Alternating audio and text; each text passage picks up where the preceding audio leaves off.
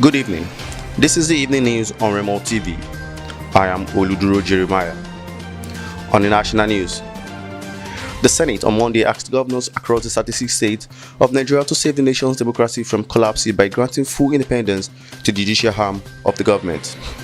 The chairman Senate Committee on Judiciary, Human Rights and Legal Matters, Senator Femi Bamidele, stated this while reacting to the protest staged at the National Assembly by the Nigerian Bar Association on the issue.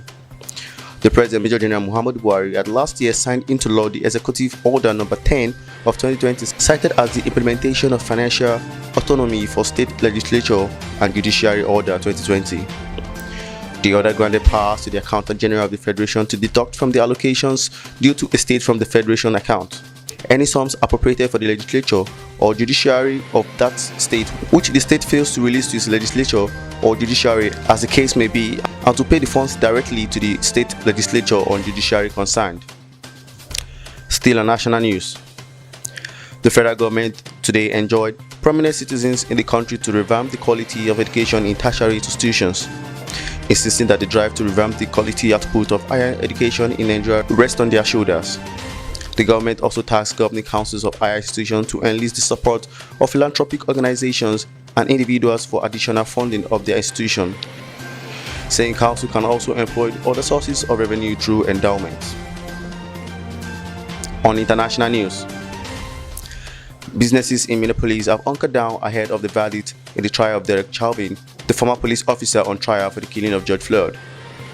Owners of shops in the area have said they fear a repeat of historic violence in the aftermath of Mr. Floyd's death in May 2020. Mr. Chauvin, 45, has been on trial for murder and manslaughter after pinning Mr. Floyd to the pavement by his neck for almost 9 minutes. The case will head to the jury on Monday after closing argument. The courthouse in which the anonymous jury will later deliver verdicts had already been fortified with concrete barriers and razor wire ahead of the trial.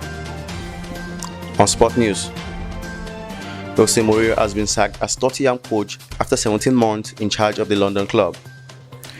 According to reports, Ryan Mason and Chris Powell will be in temporary charge until a new permanent manager is appointed. It was gathered that Tottenham had begun the process of appointing a new coach.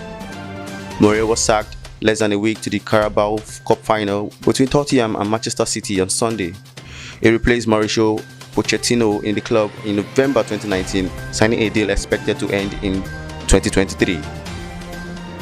And lastly, on entertainment, superstar and Grammy Award-winning artist Damini Ogulu, popularly known as Burna Boy, has received positive and negative commentaries for likening himself to a gorilla.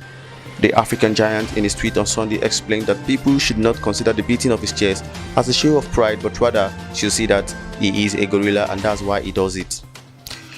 He tweeted, "If I dey beat my chest, no misunderstand, no be pride, I be gorilla." And that'll be all on evening news on Remo TV. For more news, check us on our social media platforms on Facebook, Twitter, Instagram, and YouTube at official Remo TV. Visit our website at www.remotv.com.ng. I am Oluduro Jeremiah. Good evening.